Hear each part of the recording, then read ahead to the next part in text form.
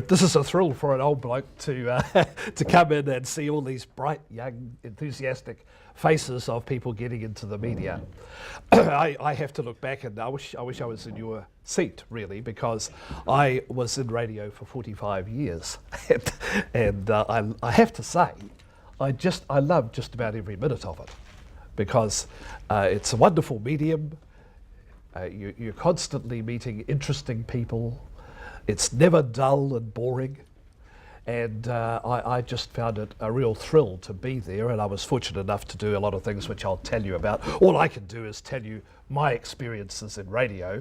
Some of them you probably won't believe at all, because radio used to be very different when I joined it from what it is now. So I think it's probably useful to have that historical perspective, to know what it was like, how it came through, and how it's developed into where we find it here today in 2008. I joined radio in 1956, so God. So next year they're bringing me in a wheelchair, you know. But anyway, I'm still upright at this stage. So now, I thought I'd just like to perhaps very, very briefly, the history of New Zealand radio, as you've probably heard already, is that a whole lot of private stations opened in the 20s when radio was sort of equivalent to the iPhone or something. Was that what it's called? this new thing that's out a couple of weeks ago, the big new technology.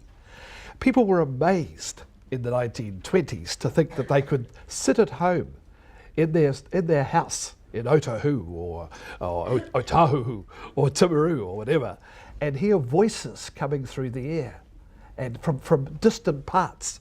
It was just incredible.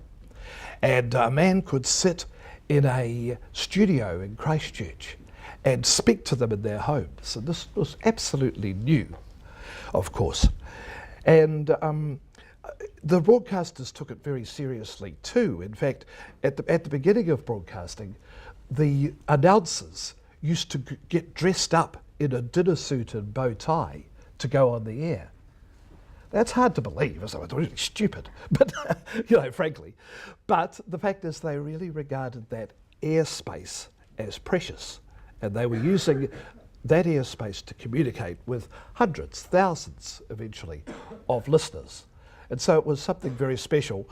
And it was also a reflection of that age where people were a bit more formal and pompous and so on than they are now. And we'll talk about that a little bit more later on. But that's actually the way radio started. And during the 1930s, there was a terrible depression in New Zealand in terms of financial downturn. And ordinary working people really struggled. You may have heard about it. There are books out called things like the sugar bag years, where people just put a few belongings in a sugar bag and just virtually survived from day to day, because the wages were so low, and the worldwide depression, which started in America in the 20s, spread through. I hope we're not going to get another one. But anyway, I don't think we will. I think we know how to avoid them now. But in the 20s this happened. It spread to New Zealand in the 30s, and they were bleak days. And in 1935, because of that, the New Zealand public, frankly, had had enough. And there was a new party, which had been going for about 20 years in New Zealand politics, called the Labour Party, which was to represent working people. And to say, we've had enough of being pushed around. We've had enough of virtually starving, skimping the way we are. And a Prime Minister named Michael Joseph Savage came to power at the end of 1935 on a pledge that he would solve these problems. He would introduce a free health service. He would introduce free education. He would introduce something called social security, so that everybody, I mean, there had been pensions before that, but he basically made sure that everybody was going to have enough money to live on, at least a meagre existence, probably similar to what we get in the pension now, and that everybody would be at least able to live with a certain amount of dignity. And one of the first things that Labour government did was to say, now, we're not happy with the way that we've been treated over the last 5 years by the press in New Zealand. The press are owned by, they would say, wealthy Tories. And all they do is smack the worker around the head. And we're not going to put up with that. And these little private radio stations that are growing up around the country represent the new technology that's coming to our world. And we will not allow that new technology to fall into the hands of private entrepreneurs, as has happened with the press. And so the Labour government bought up all the private radio stations in New Zealand, closed them down, and set up a new radio system. And it began in 1936. This was their very first year of office. And the characteristics of the service was that there were 4 strands. And I'll just mention them because I think you'd be interested to know what the 4 strands are. First of all, there were Y stations which were non-commercial. And they were, for example, let's look at Christchurch, 3YA was the non-commercial station for Christchurch. It broadcast a program of nice music, orchestral music, plays, and you know, it was pretty, I have to say it was pretty dowdy, but it was a start. And that was the YA station. Similarly, at the same time, they established the YC station. C stood for classical, C stood for concert, and these things were all modelled on the BBC in England, modelled on the BBC. And so we had the YC stations established in the main centres. And then they were astute enough to know that most of the ordinary working people who were listening to these radio stations wouldn't actually want to listen to those stations at all. They were actually people who would like popular entertainment. And so they established stations called Z stations, end of the alphabet, you know, Z stations. And they were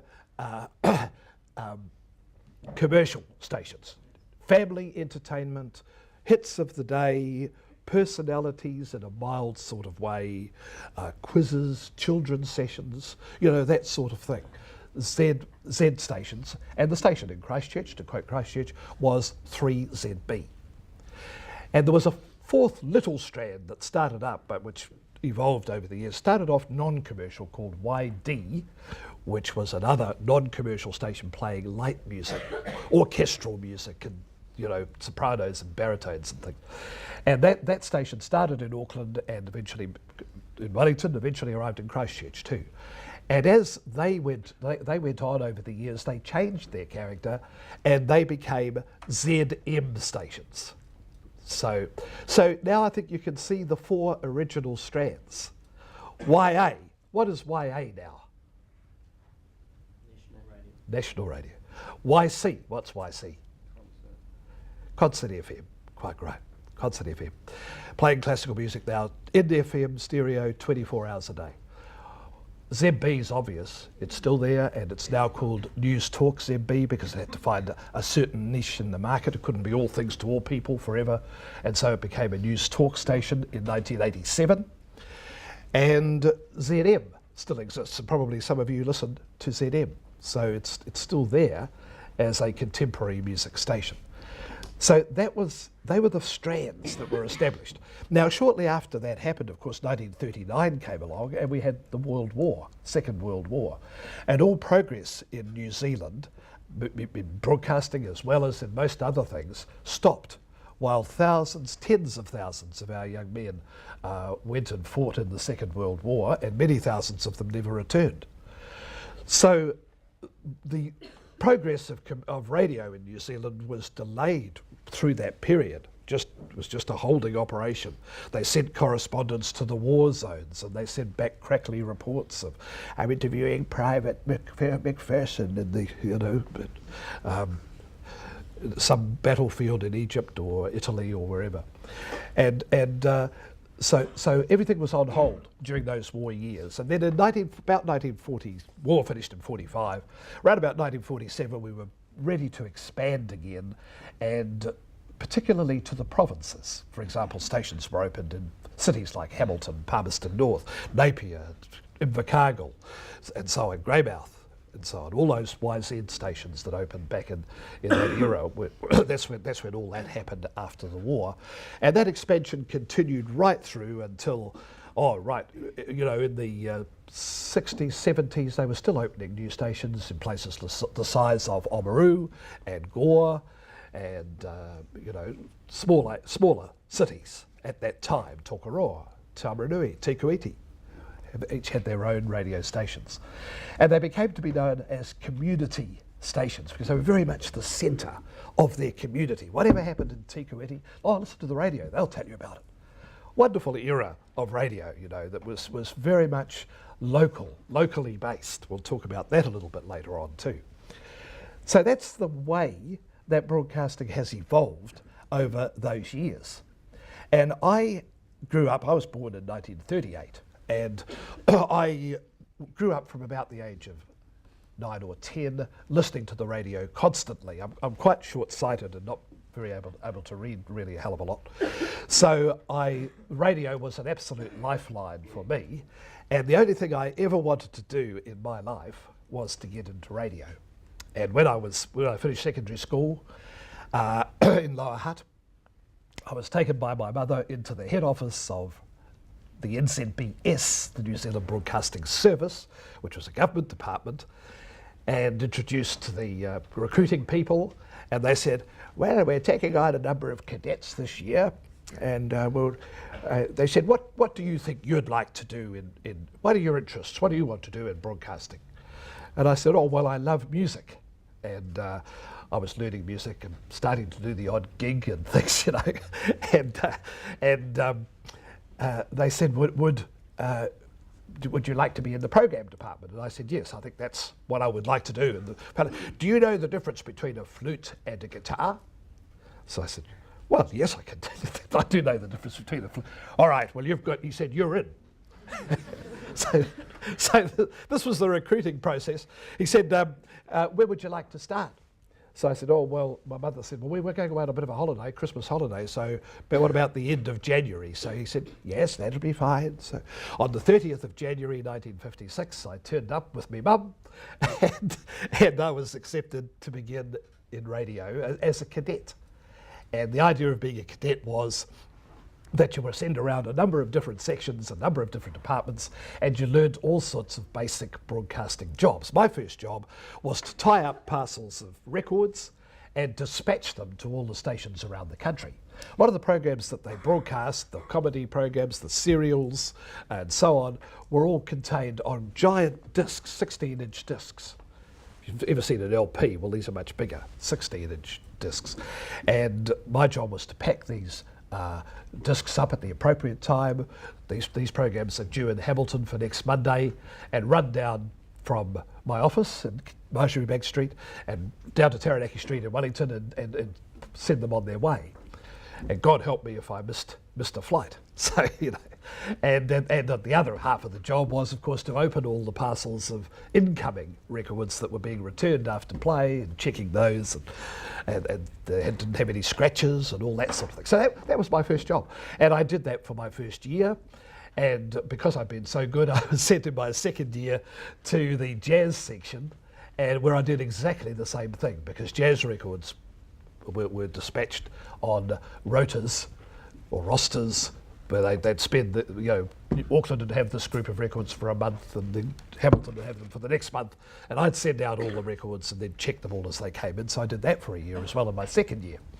And then the third year I went to the talks and spoken features department and met a lot of very interesting people who were working in talks, producing radio talks and documentaries and that sort of thing. So anyway, I don't want to go into too much detail here, but that was the sort of jobs that we had in those days.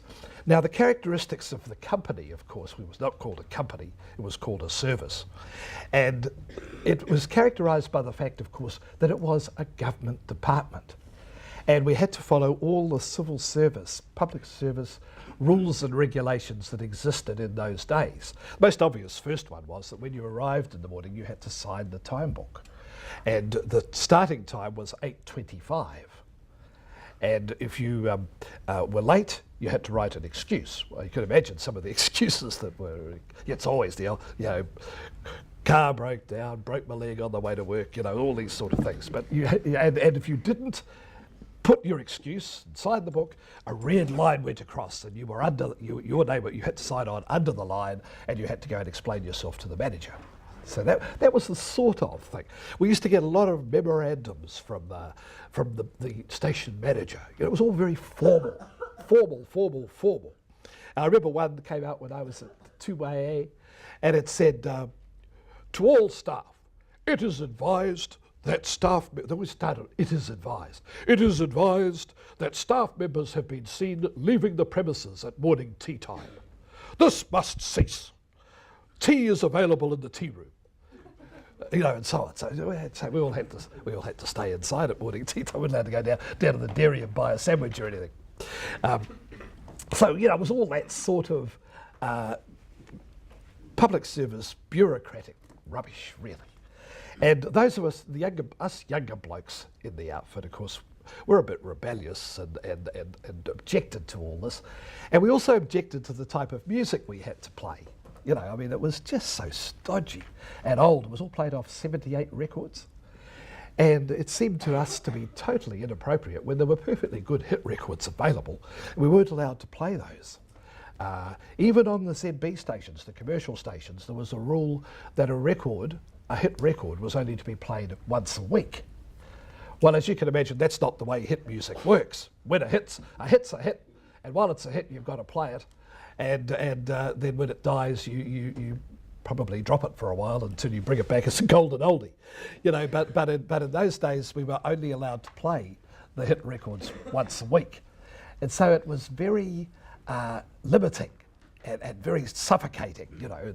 And I spent most of my time wanting to get on a real radio station. As I say, my first experience after doing all these head office jobs, tying up parcels and things, I was sent eventually to 2YA. And the announcers used to speak that way. I mean, they literally used to say, record had finished, there'd be a 2-second silence, and an announcer would say, "It's 2A. Mantovani and his orchestra played the Luxembourg Waltz. The time is," looking for the clock here, "7:53.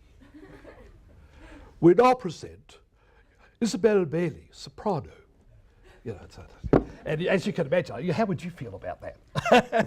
I wasn't very happy about it, and I kept getting into trouble. I remember I was doing YA breakfast sessions, and I don't know if you've heard of Vera Lynn, but she was a very popular singer during the Second World War. But she was a popular singer, you know. And when I did my program, I took the records through to a lady named Kath Sawyer, who was my supervisor, and she said to me, she said, "Pop, pop, pop, that's all you can think of," she said.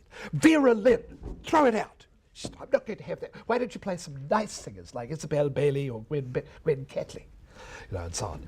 So I don't think I was very popular at 2YA. And finally, they decided after another spell at the jazz section, which I really enjoyed, I was sent eventually, in 1962, I made it to 2ZB, and was able to do what I'd always wanted to do, which was to play contemporary music programs. Now, the reason that I knew a little bit about this was because at the end of the 50s, 58 actually, I went on a trip to Australia. And Australia was much more sort of tuned into the American way of doing things. We were terribly British in New Zealand. You wouldn't believe how British we were. I mean, on national radio, or the YA stations, for example, the only news that was broadcast in the breakfast session was the BBC News. And we received that on short wave. So what happened was the time signals would go for 7 o'clock, and then a voice would go, "This is London calling. The news read by Foster Norris. The Prime Minister," meaning Mr. Churchill, "has said today," you know, and so on. So that was the way things were in the 1950s. We really were a colony of Great Britain. And remember the old political phrase, "Where Britain goes, we go. Where she stands, we stand." You know, that was the frame of mind. Eventually they introduced a New Zealand news bulletin, only one. It was broadcast at 9 p.m. every day, the 9 o'clock news. Copied off the BBC, that's why often in comedy programs you'll hear them talking about the 9 o'clock news. And that was, you wouldn't believe this, but before the 9 o'clock news, they played the chimes of Big Ben. Now, I don't really know why, except that shows you how British we were, you know. And then a man would come on, and really the news, because we had no journalists in the 50s, so the news was really a series of handouts from the publicity department of the tourist and publicity department, really, or the PR people for the different government departments. The Agriculture Ministry has said today they are instituting a blowfly campaign, you know, this sort of stuff. And this was the big news of the day. Nothing about what was really happening in the country. So that was the way radio was like in the 50s. When King George VI died in 1952, the whole system virtually stopped. I mean, they just simply played sombre music befitting the occasion from the time the news reached New Zealand of the death, let's say on a Tuesday, until the time of the funeral the following Tuesday night. And at 3 a.m. in the morning, half New Zealand got up and listened to the live radio commentary of the King's funeral. Now, don't forget, no television. Television was not introduced in New Zealand until 1960. So I'm talking about a pre-television age, a pre-journalists age. It's no really good, we didn't have any journalists. But I mean, you know, it was pretty primitive times, really. When people, you probably hear people talking, maybe your grandparents, maybe great-grandparents, would tell you about the 1950s. And they were wonderful times in many ways. They were pretty prosperous, and we were all doing all right. There was full employment and so on and so forth. But in terms of actually freedom to do things, I mean, for instance, the whole country closed down on Sundays, as you're probably well aware. Pubs closed at 6 p.m, right through until 1967. And of course that resulted in people taking home crates of flagons to get them through the weekend. You know, I mean, it was silly, but that's what happened right up until 1967. So it was a different world.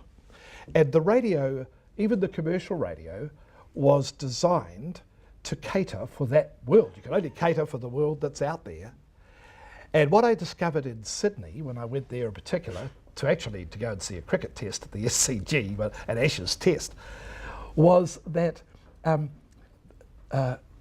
there were radio stations in Sydney, particularly 2UE, who had introduced a format called Top 40 radio. And it just, I mean, this wasn't wild rock music. This was just popular hit songs.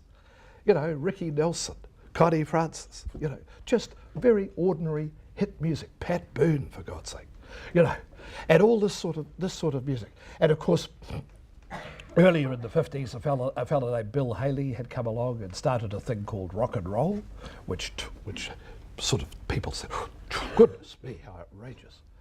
And then another bloke came along in 1955 named Elvis, and he carried that sort of theme on. And a new generation was saying, hey, we like this music, we like rock and roll. That's the way we want to dance. That's the way we want to hear. We want to hear radio stations playing that music. And the authorities were saying, steady on, we can't have that. We'll have riots on the street, this sort of thing. So, you know, it was quite a. But in Sydney in 1958, I heard these zappy top 40 radio stations, and I mean, they're just as good as anything you'd hear now. They were playing music. The DJs were, you know, they had all sorts of funny little phrases, which was the fashion at the time. Heidi Hody, every bodie, all this sort of stuff, you know. But it was, you know, bye guys, cheers dears, see you tomorrow, you know, all this sort of stuff. And but it was all lively, and people were being involved. People could enter contests. People could, you know, there was a lot happening, and we had absolutely nothing like that back here in New Zealand. And I determined that I would try to get something like that going eventually in New Zealand. And so, cut a long story short, I've had a few little half-hour goes at it over the early 60s. But in 1963, I was working at 2ZB with Justin Dufresne, and Justin is still doing mornings on 2ZB now. He's now a talk host, and a very good one.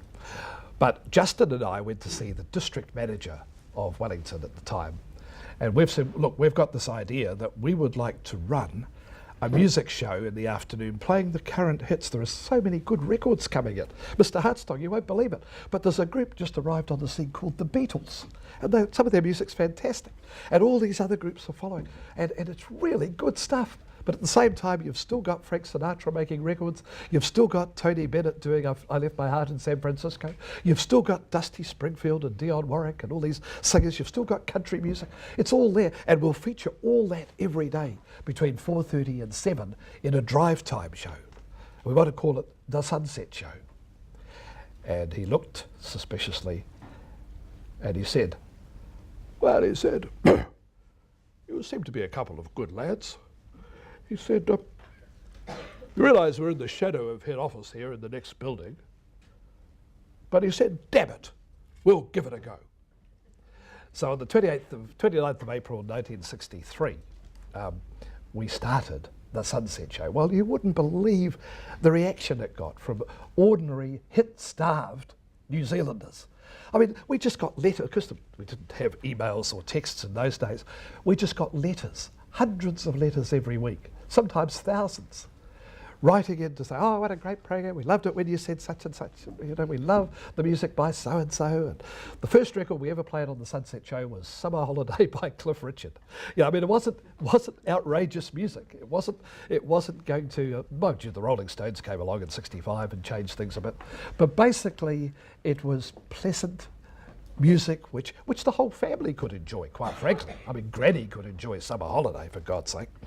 So that. I think that was a breakthrough.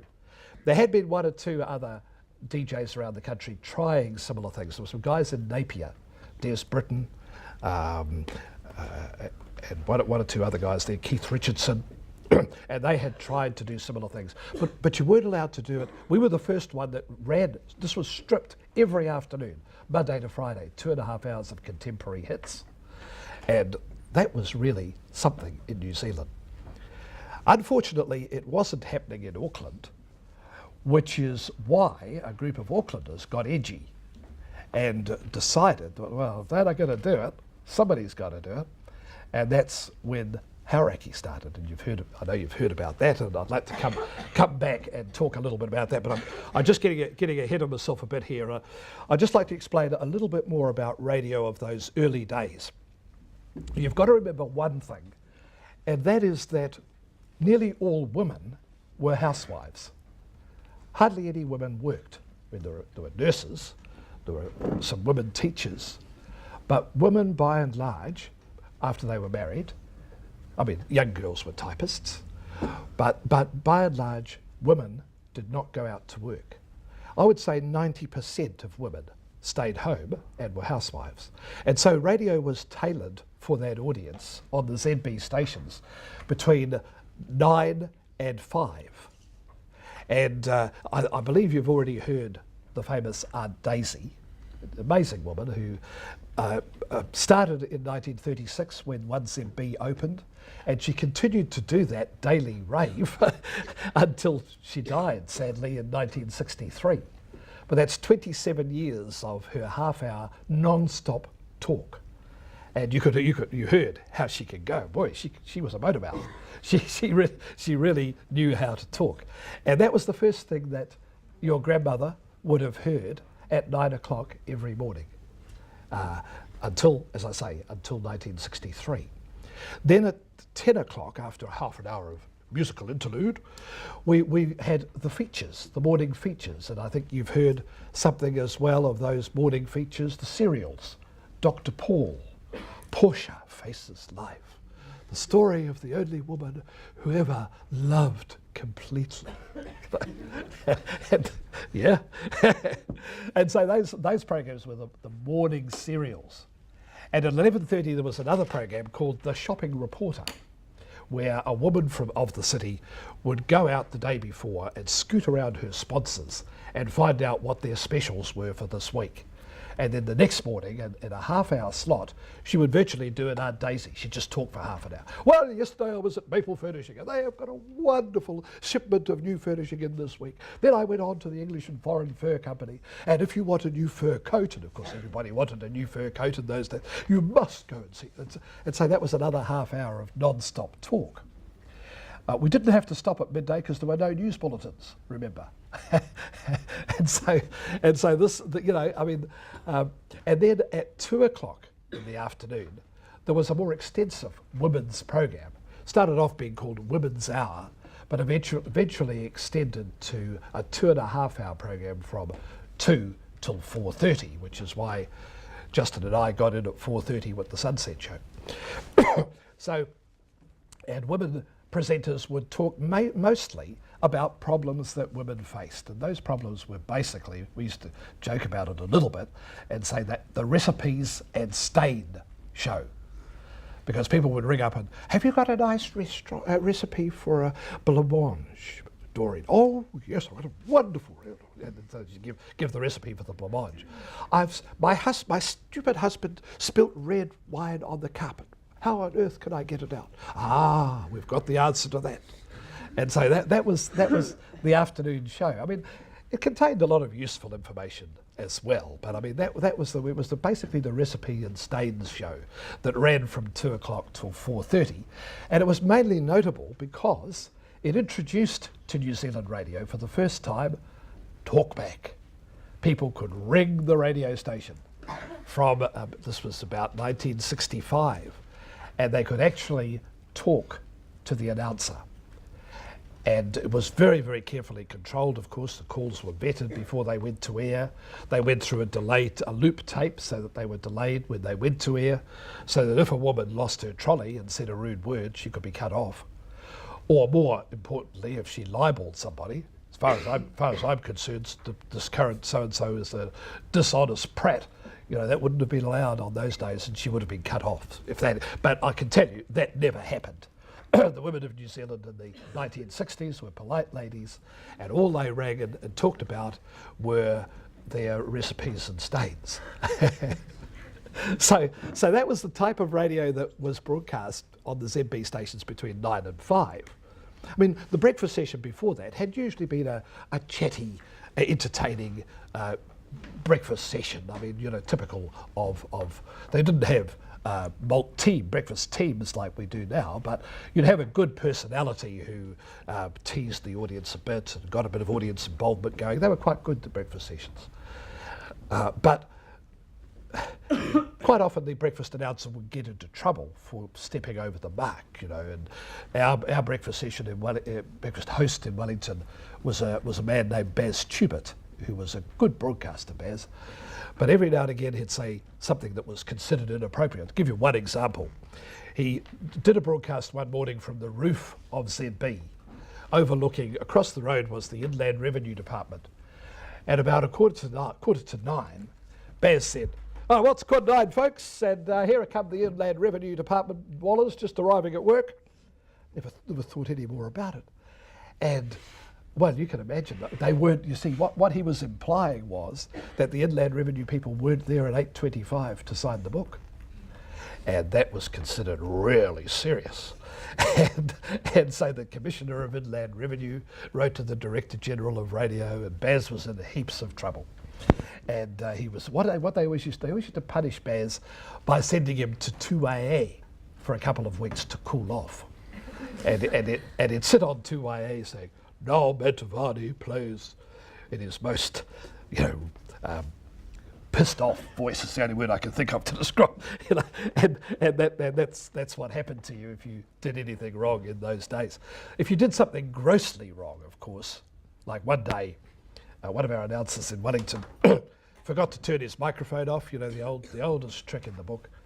Somebody walked into his studio, and there's a fellow named Jim Healy. And Jim said, "I don't know what's wrong with the management of this place. They couldn't manage a piss up in a brewery. And as far as I'm concerned," he went on like this. And of course, it was all over the air. Well, the manager didn't like that too much either. 5 o'clock, when Jim finished his show at 4:30 or whatever, and the manager wanted to see him at 5 o'clock, and he said, "Mr. Healy, I have some aeroplane tickets for you. You commence on Monday morning at 8:30 at 4ZA Invercargill. I hope you enjoy it. Goodbye." And that was the end of Jim. And he became quite a big personality in Invercargill and eventually came back. All was forgiven about 10 years later, and he came back to 2ZB. But that was the sort of thing that used to happen in those days. Everything was kept very pristine and clean. Another thing was records were censored and often banned. Well, they're too numerous, really. I mean, us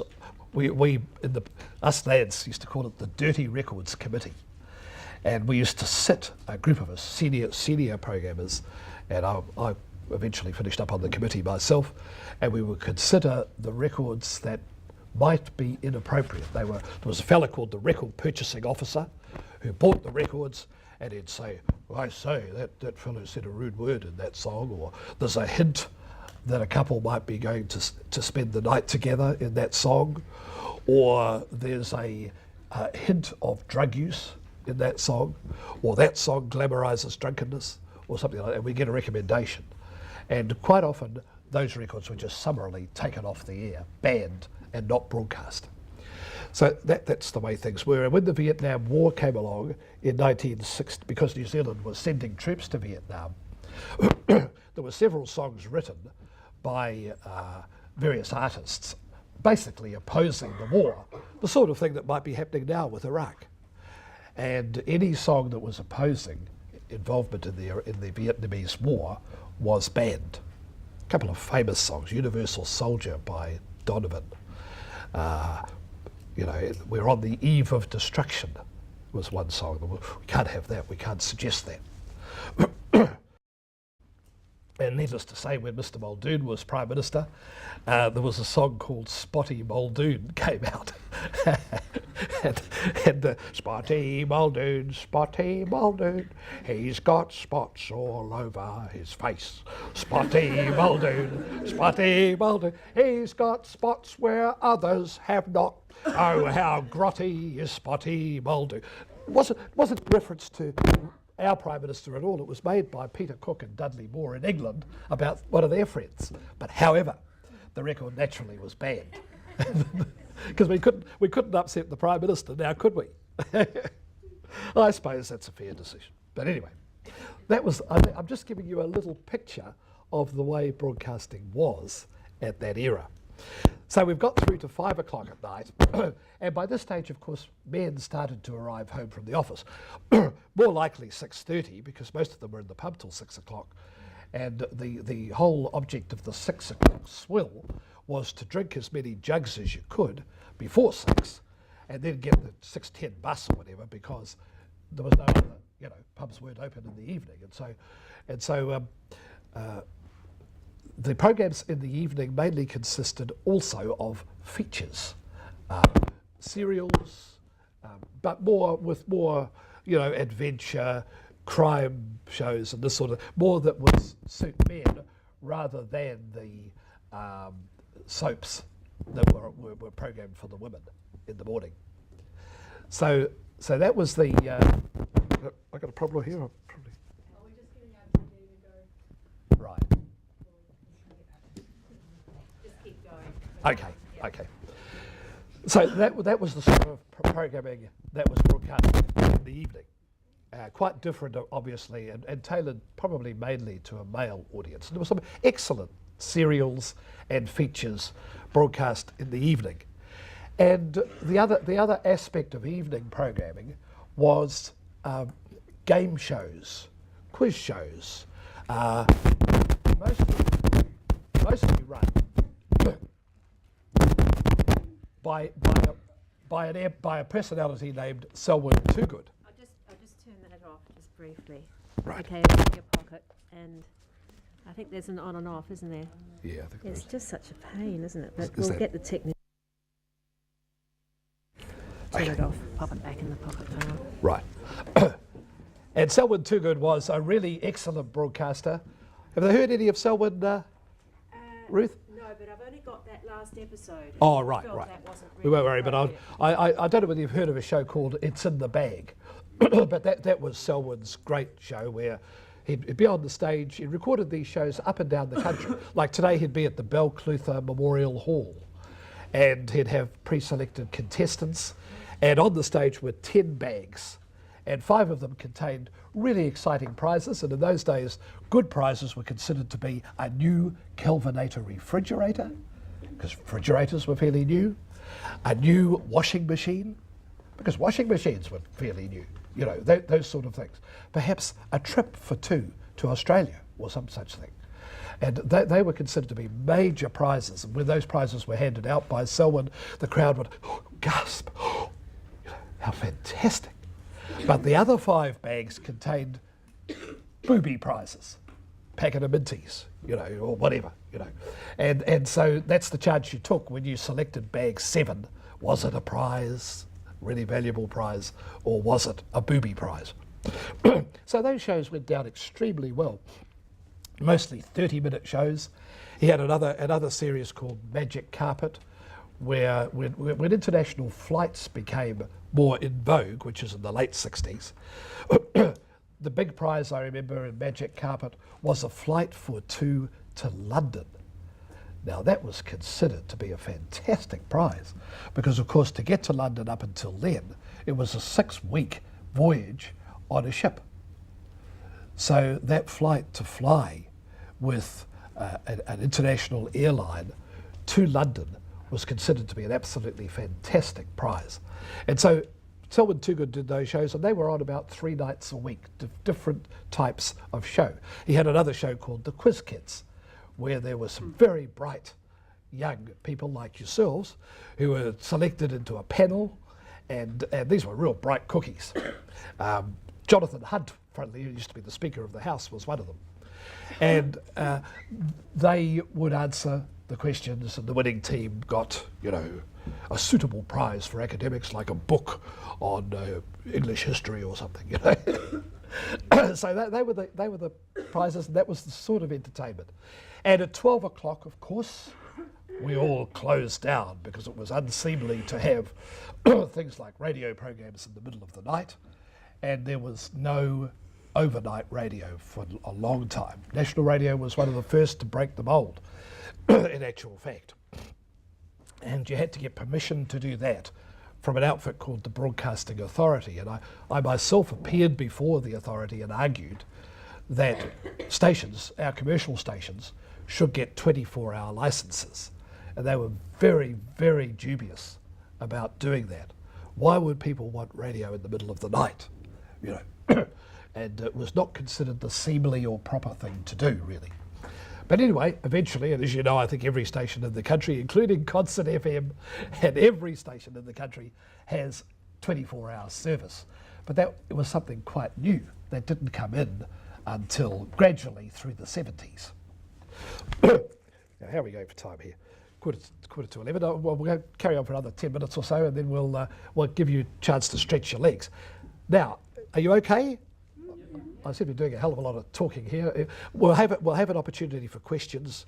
I better not stop while I'm going, I suppose. I better tell you all this stuff, and then I'm very happy to answer any questions. Or if any of you want me to elaborate on anything that I'm covering too quickly, just let me know. I was talking a little bit about the arrival of Radio Hauraki. Now that did cause a stir because their type of presentation was very similar to what we were doing on the Sunset Show. But the thing about it was that was the only thing the station did. It 24 hours a day, well perhaps 18 at the beginning, it just played contemporary music with DJs who called themselves the good guys, who actually went out onto this rusting hulk called the Tiri and put their health at risk and their lives at risk, as it turned out. One of them fell overboard and died. And but because they believed in this fact that sort of radio, that top 40 sort of radio, which Alan Freed had started in America about 1953, had to come to New Zealand. And so Hauraki did have an impact, particularly when it was on the ship. But pretty soon we started to getting a drift of people from the ship coming back to Auntie NZBC and saying, listen fellas, you haven't got a real job, have you? Because boy, oh boy, it's hard out there and we don't always get paid. And one particular friend of mine from Hauraki said, look, I've got 2 little kids. I've got 2 kids under 3 and I'm not getting paid. You know, I just can't cope. So what have you got going? And that was Paddy O'Donnell, and he came back to Radio New Zealand, which he had left to try the Hauraki experiment, and he was the first man in New Zealand to do controversial talkback, actually to open the lines and let people talk about issues of the day. And boy, that was considered daring. And the dump button, the finger was on the dump button all the time, just in case somebody criticised somebody, you know. We can't have that. So that was, I mean, Which station was that on? that was on 2ZB. Started in 1967. And it was a half hour from 6 till 6:30. And everybody sat there with beads of perspiration on their foreheads because what might be said, you know. But Paddy handled it very well and so on. Paddy was the announcer who in 1968 was the man who was sent up onto Seatoon Heights in Wellington to describe what happened to the Wahine that day. It was a Wahine Day in Wellington in 1968 with 125 knot gales and so on. Was just an incredible day, a day that I will never forget. Getting to the radio station and finding all the lights out, some of the stations blown off the air by the gales, getting to Wellington on a train where the guard had to get out of the front of the electric unit and throw logs off the railway track because they were blocking our way. Yeah, just an incredible day. And Paddy read the breakfast news that morning and then was told, well now Paddy, we think this ship's in a bit of trouble out there and we'd like you to take the radio car, because that was the way you communicated in those days. You put up a great big aerial on a station wagon and then you broadcast back to the station. No such thing as cell phones, you see.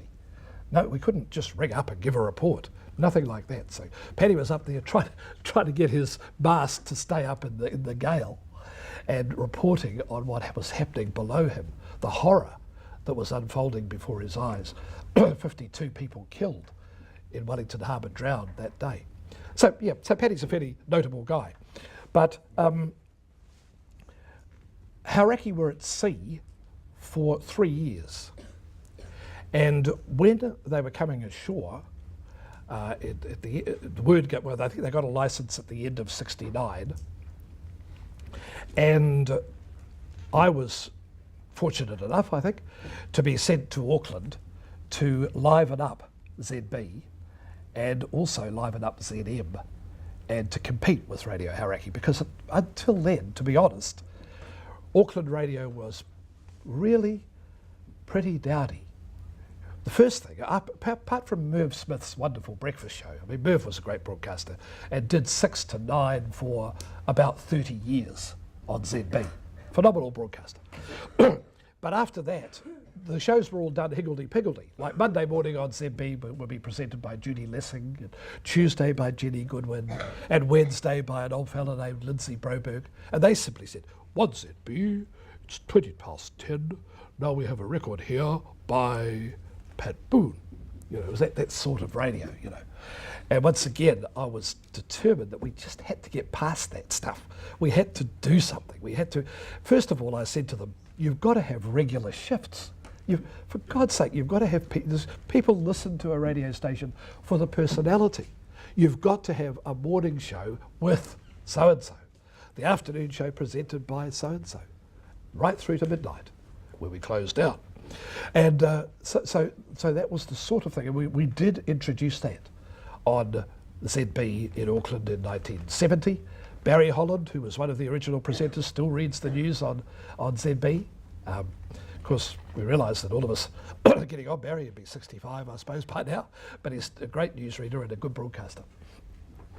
So we actually, and Hauraki, of course, were in the newspapers saying, we are going to dance on Auntie's grave, because at last New Zealanders have got what they wanted, And we are bringing our brand of radio and will trample all over the state broadcaster.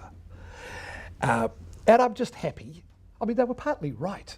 And they had to do what they did. And I don't criticise that at all. But we actually didn't lie down and let them walk over us. And in particular, 1ZM became a viable radio station. And we had some very good personalities on ZM in the 70s. And Hauraki actually didn't trample all over the NZBC. They got 20 or 20% of the audience, I think, probably. ZB still had 50%. And ZM also was coming up and had nearly 20%. So it was a good battle. And radio in Auckland in 1970 and 71 was very exciting. And I was very privileged to be part of that. And then fortunately, then the private stations started rolling out around the country. And one of the next places, Hamilton, got a station. I wasn't involved in that at all, but I was brought home to Wellington to program 2ZB against Radio Windy. Radio Windy was the private station, opened in Wellington 1973-74. And once again, we had that task of countering that type of radio, countering that opposition. And once again, I'm happy to say we did succeed in doing that. Of course, they got their share. Every station that opens is going to get a share.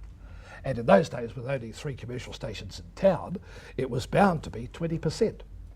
The only disaster, speaking from my point of view, in the NZBC, that we had in 1974 was when Radio Avon, called by its jocks Radio Avon, opened in Christchurch. And Radio Avon, in the first audience survey, got 54% of the market. Phenomenal. I mean, just mind-blowing for the staff of ZB in Christchurch at that time. Because one of the things you don't want to do in radio is work for a radio station that's getting a real hiding in the ratings. Morale goes down, people at ZB were walking around saying, oh, see that guy, he's on Radio Avon. You know, and it was really awful at the time. This was all happening at the time of the Commonwealth Games in Christchurch in 1974. That's purely coincidence, but it was at that time. We were doing the games coverage and everything of that nature, but we still weren't able to counter this 24-hour-a-day, top 40 Radio Avon. And so that was a real lesson. It was all caused by bad management of 3ZB at the time. They just didn't shape up their programming to be able to counter the opposition. So private radio was here, and it gradually extended and expanded and grew through the 70s. And I think that might be a good time, Ruth, perhaps, if we had a little break.